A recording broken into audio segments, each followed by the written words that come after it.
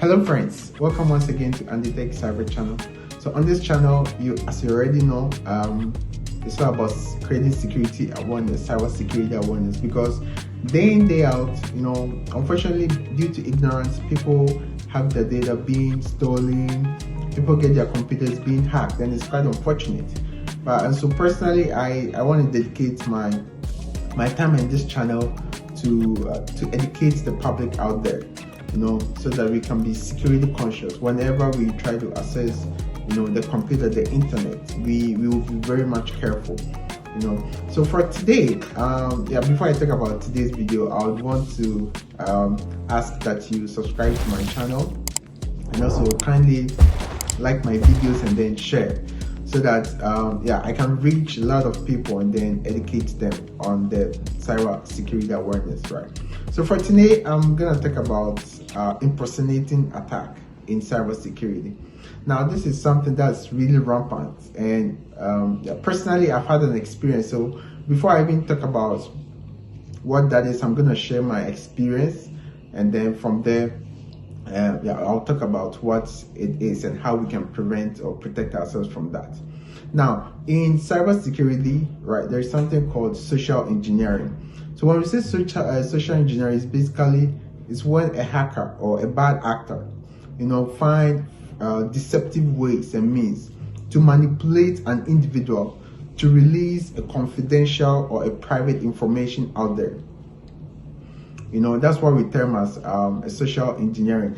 And mostly those private or confidential information that the hacker get access to is used for fraudulent purposes. Now, social engineering is like a huge umbrella, right? And there are different techniques in social engineering. Now, one of them is impersonating attack.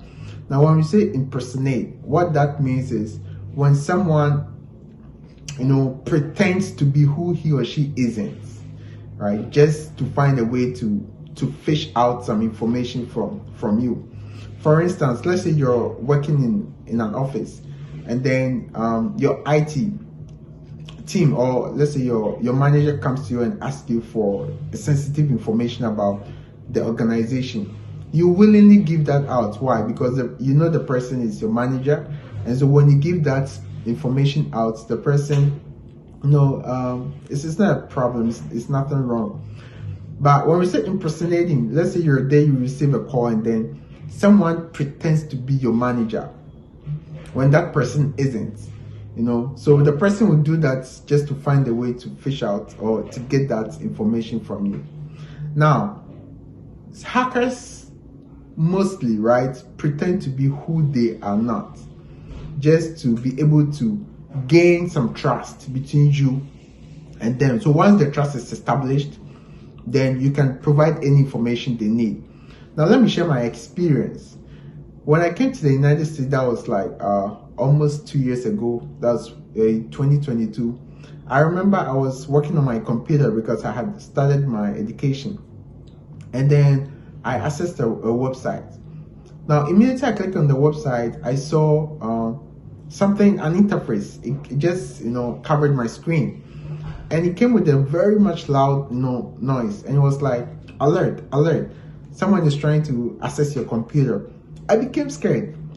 And I remember when I got to the United States, I had heard there are hackers here, and when you try to access a website you're not supposed to, you can be arrested. So I was really scared when I got that notification, and I didn't know what to do. And that thing had covered my computer. I wasn't able to do anything. So it was like my computer was hijacked, basically. So on the alert, on the interface, it says, call this number for support. So because I was scared, I just took up my phone and then I dialed the number I saw there, and I called. Right when I called, someone answered, and the person was like, hey, well, I'm a technician at Microsoft, and I would want to help you. What's the problem? So I narrated what had happened, and I was like, so someone was trying to access your computer, and so that's why you received that information. And so I want to help you, right? So what you do is I walk through some steps.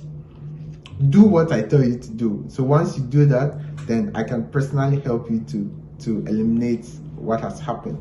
So I was like, yeah, sounds good. So let's give it a try.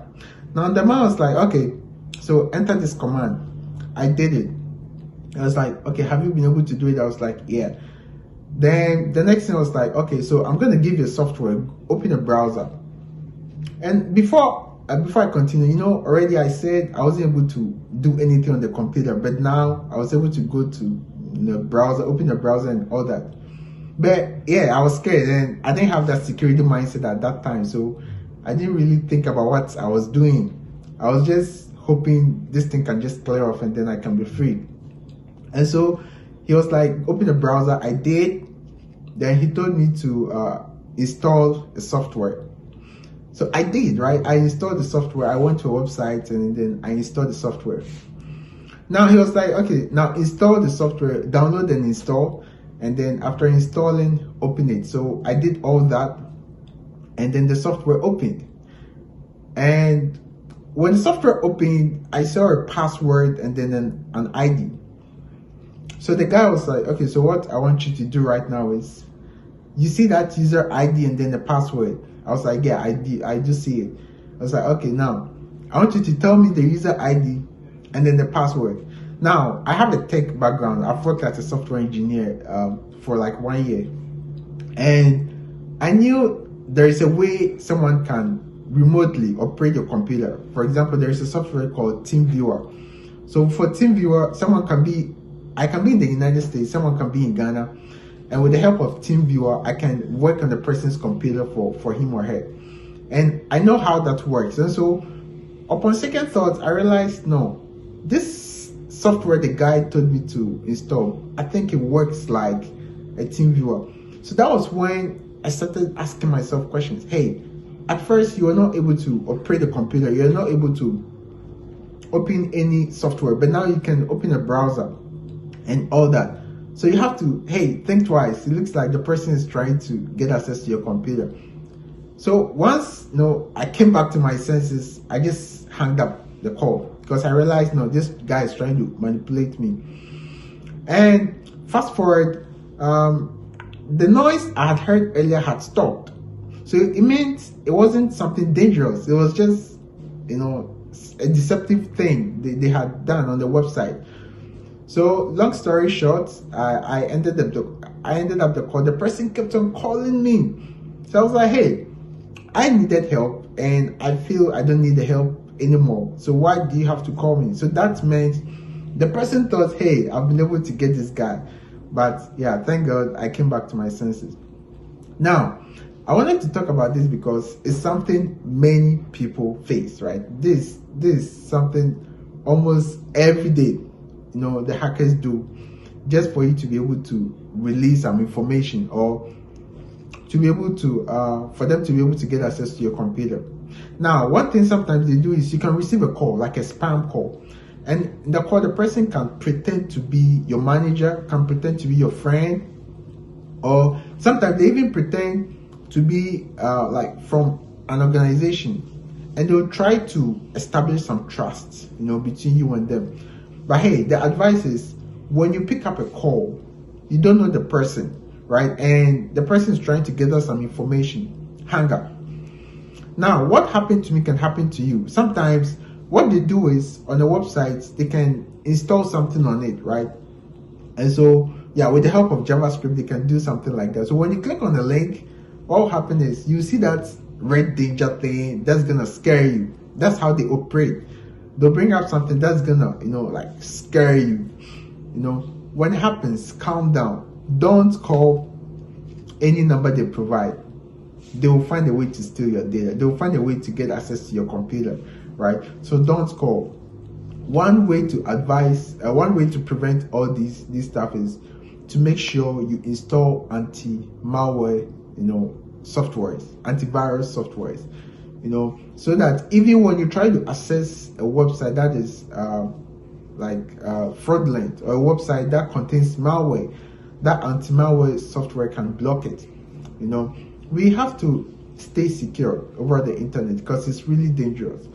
And the rate at which these bad actors are deducing schemes to steal data from us Now it's crazy. It's rampant out there. And so I would want to advise, impersonating attack is real, and always be vigilant. My advice is, whatever you do over the internet, tell yourself there can be a potential bad actor or hacker trying to get access to your information. And so you have to stay vigilant. Whatever you do over the internet, be vigilant, right? Have that security mindset so that you can protect yourself. So I want to end here, and I want to recommend that you subscribe to my channel, and also I want to advise that make sure you update your softwares, your applications, whether being on your phone or your laptops or computers. Update them, update your browsers frequently, regularly, right? Because that's a way to patch up any vulnerability, any weakness you can find on your system. So thank you very much for watching the video. Please share, right? Share so that, especially my people in Ghana, share this video so that yeah, we can protect ourselves from bad actors, and we can protect our data. Thank you very much, and talk to you later.